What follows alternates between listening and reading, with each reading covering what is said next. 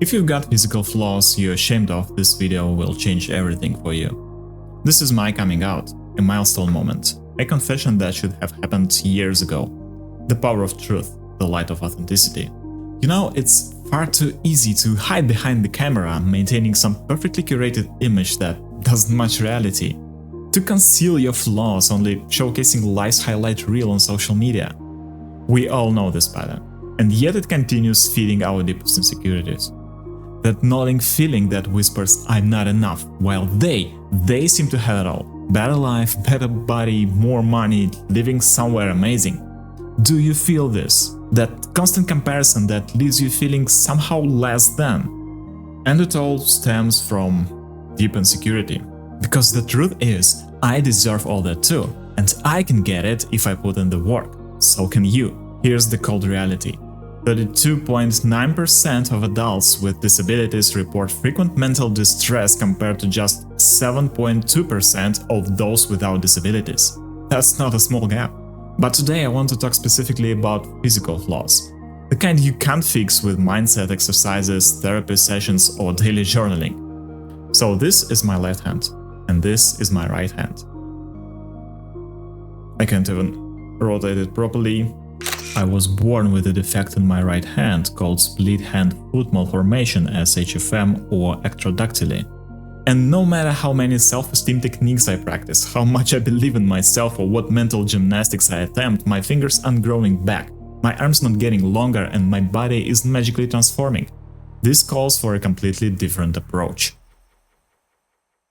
The mental transformation you missed. Ideally, the mental rewiring we're about to explore should have happened in your head when you were 2 to 4 years old. That's when your brain was infinitely plastic, open, flexible, ready to adapt to anything.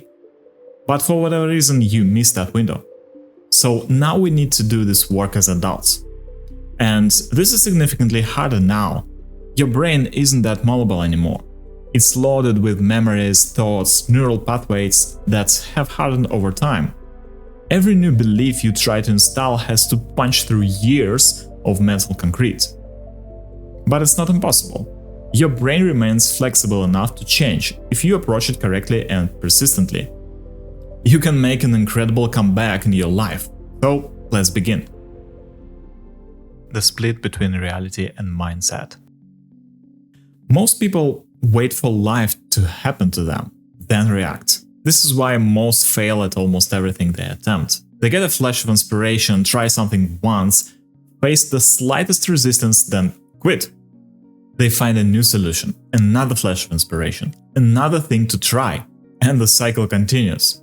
First and foremost, I'm talking about self-confidence, or more accurately, destroying the mindset that you've somehow broken. That I'm broken. That this physical difference defines who I am and what's possible for my life. I started noticing something was off with my body around age 2 or 3. I'm naturally right-handed. I feel the urge to reach and work with my right hand. My mother confirms this, says I always reach with my right. But I couldn't grab things properly because of my malformed fingers. So I had to learn to use my left hand instead. In my family, this was never treated as a problem, but when I went to daycare, at 3, suddenly surrounded by other kids, none of whom had hands like mine, that's when I started to realize I was different. But that realization also taught me something profound. Everyone is unique. Everyone has their thing that makes them who they are. Everyone is one of a kind. Yes, seeing twins for the first time was wild to me back then. This is my thing, my signature trait.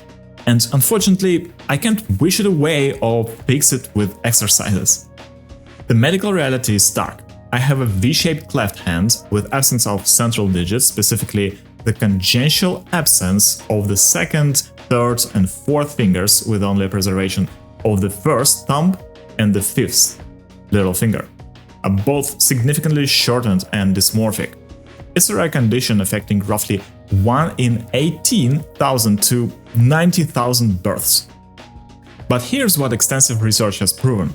The biggest limitation isn't the physical condition itself, it's how we mentally process it. As disability icon Amy Mullins powerfully stated, the only true disability is a crushed spirit. A spirit that has been crushed doesn't have hope, doesn't see beauty. There are aspects of your body you can change, but this is the tipping point. You've gotta just say to yourself, this is me, right now, as I am, period. No more excuses, no more alter egos to hide behind, no more avoiding reality. That's completely pointless. Hiding your truth just sweeps the core problem under the rug. And we are not here for that. What we are here for is figuring out, are we going to do something about this? And I want your answer to be yes.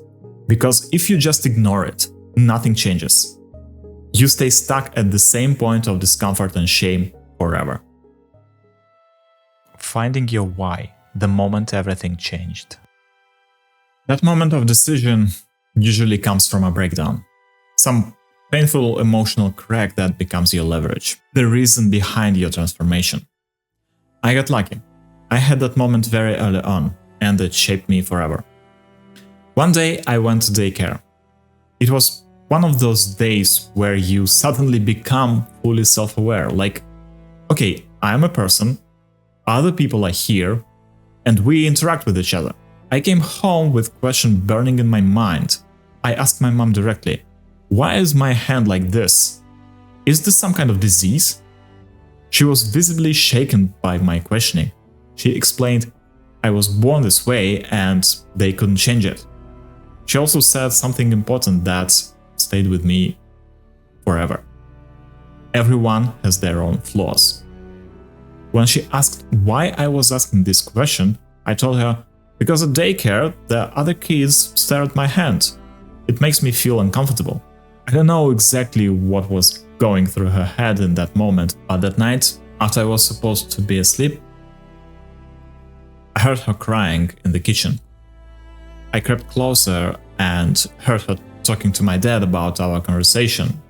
She repeated what I'd said, that the kids stare at my hand and it makes me uncomfortable.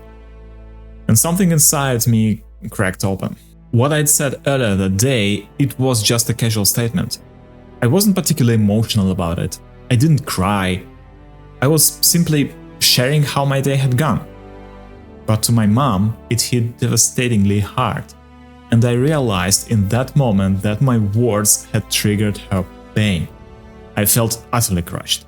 Wanted to disappear completely. But I couldn't do anything right then. So I silently returned to bed and just started thinking. And here's what I figured out.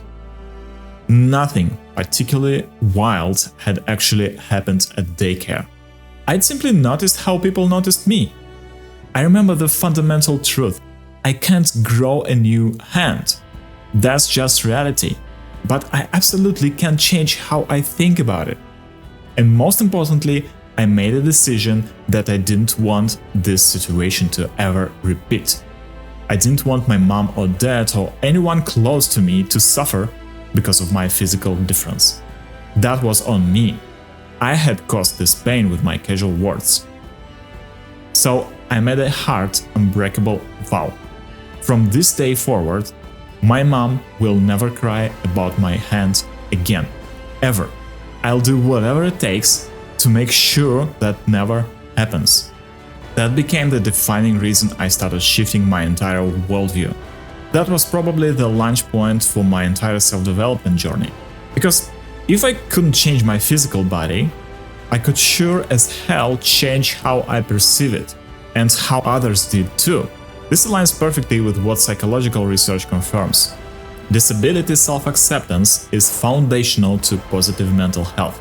A 2022 longitudinal study of over 3,000 adults with disabilities found that those with consistently high acceptance of their disability had far better self-esteem, whereas those with low acceptance were 2.35 times more likely to suffer from poor self-image and depression. And that's precisely why I'm sharing this journey with you. Because adaptation is not just individual, it's collective. As disability advocate Maya Angelou wisely noted, you may not control all the events that happen to you, but you can decide not to be reduced by them. The Physical Difference Freedom Framework. Warning: most people won't like this framework. It's not for the average person. It forces you to confront reality head-on. It demands you stop looking for external solutions to internal problems. It requires consistency when motivation isn't there. But for those with physical differences who want to build a life of true freedom, whether that's location independence, financial freedom, or just the ability to feel whole in your own skin, this is the exact path I walked. Step 1. Radical reality acceptance. Fine, I've got this flaw. It hurts like hell sometimes. I can't fully be right-handed. That's legitimately sucks. But hiding from it is like running from your own shadow, exhausting and ultimately pointless. The most difficult part of having a visible physical difference is fighting the constant urge to pretend everything's normal. We wear these masks, these carefully constructed personas that say, "I'm just like everyone else, nothing to see here." Psychologist Caitlin Bogart noted that accepting a disability as a neutral characteristic, simply a part of human diversity, and taking pride in it can dramatically reduce internalized shame and encourage others to view the difference more positively. Look at Jim Abbott, born without a right hand, who became a Major League Baseball pitcher and threw a no-hitter for the New York Yankees in 1993. When asked about his missing hand, Abbott famously said, "It's not like I'm missing a left hand. I just do things differently." His mindset wasn't about hiding or lamenting, it was pure acceptance followed by adaptation. Your task: stop hiding, name your difference aloud, look at it directly in the mirror, take photos of it. This isn't about loving it, it's about acknowledging it exists. Write down all the ways you currently avoid or hide your difference. Each avoidance tactic is mental energy wasted, energy you could direct toward building the life you actually want. Step 2. Strategic Strength Development. So, I'll master my left hand instead. Using my left hand means I develop my right brain hemisphere, and they say that boosts your cognitive abilities. I'll take that trait. While that specific brain boost claim is actually a narrow myth, using your non-dominant hand doesn't generally increase overall intelligence, the principle is absolutely sound. Adapt and overcome by developing compensatory strength. Here's what scientific studies do confirm. Practicing with your non-dominant hand creates new neural pathways specific to the tasks you practice. Studies show that after just 10 days of non-dominant hand training, participants' brains showed significantly stronger connectivity within motor planning networks. Your limitation forces creativity. It demands innovation. It requires you to solve problems differently than everyone else. Look at Felix Kleiser, born without arms, who became a professional French horn player by using his feet to press the valves. He didn't just adapt, he excelled beyond what most people thought possible, winning prestigious music awards and performing with major orchestras worldwide. Your task: identify 3 specific skills that directly complement or compensate for your limitation. Develop a daily practice routine for each, track your progress weekly. The goal isn't just competence, it's excellence that can't be ignored.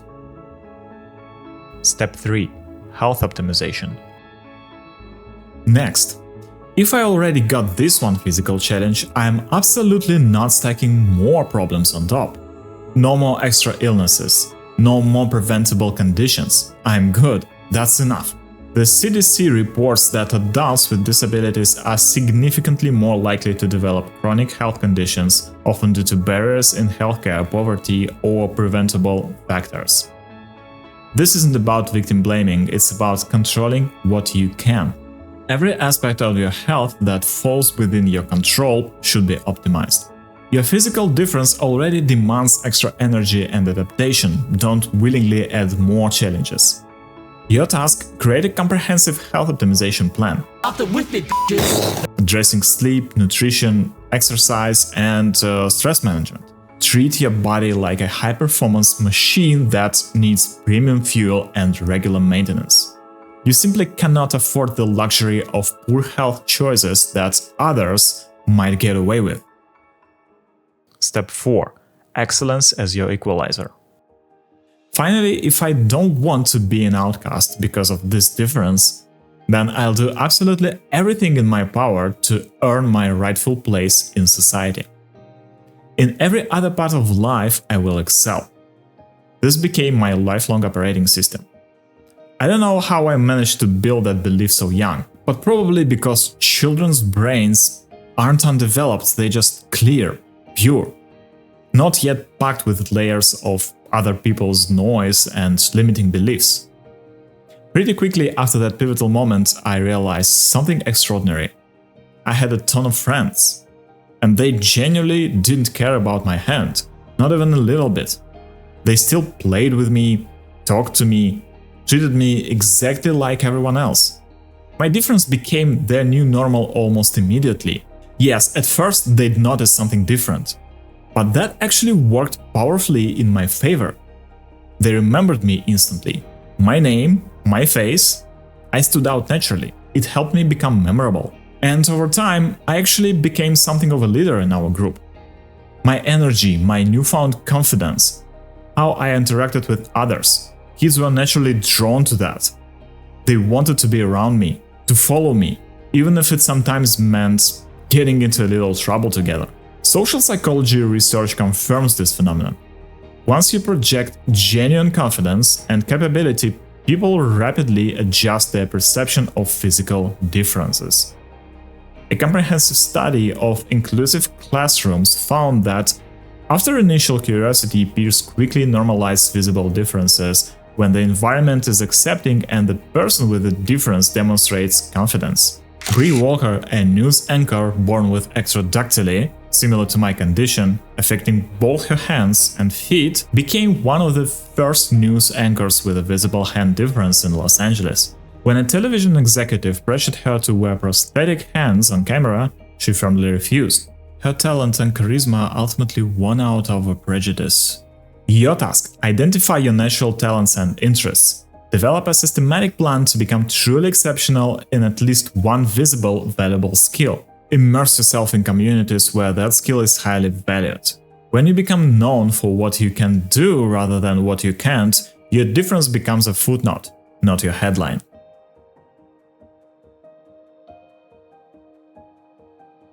All of this locked in a powerful belief. No matter what physical flaw I've got, I can do exactly what I want, and it won't hold me back. And that belief, it manifested throughout my life. I finished Daycare with my picture prominently displayed on the graduation boards labeled President. That was my childhood dream back then. Graduated from high school with top honors. Earned a university degree with highest distinction in system analysis, ranking among the top graduates. It doesn't mean anything in terms of success in life, of course, but it did mean a lot to me back then. Built successful careers at multiple tech companies, moved between countries more than once, created a fully location-independent lifestyle. Now I'm building my online presence, working toward a business that leverages everything I've learned along this journey. I'm sharing this path with you because I know exactly what it feels like to believe you're limited by something you can't change. Jessica Cox, born without arms, became the world's first licensed armless pilot by learning to operate the airplane's controls with her feet. She describes the freedom of flight as a perfect metaphor for overcoming perceived limitations. It's an equalizer up there. The sky doesn't care if you have arms or not. Digital nomadism and online business represents a similar equalizer. The internet doesn't care about your physical appearance. Remote work removes many of the physical barriers that traditional workplace pose. Building an online presence lets you control the narrative about your difference. Your task: start documenting your unique journey today. Share your perspective and the solutions you've developed. Connect with others facing similar challenges. The community and connections you build now become the foundation for your future location-independent life.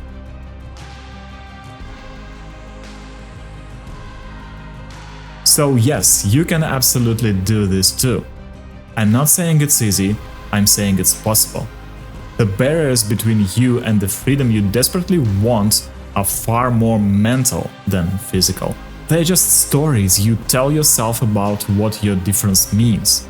As Stephen Hawking wisely advised, concentrate on things your disability doesn't prevent you doing well, and don't regret the things it interferes with.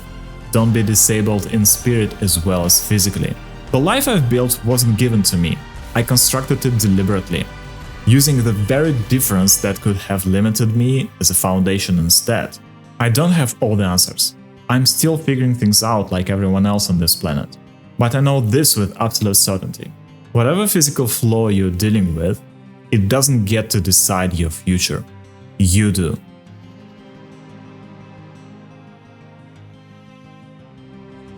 If you made it this far, I want to thank you. It means a lot to me. It also means that you may like the content, so make sure to hit those like and subscribe buttons.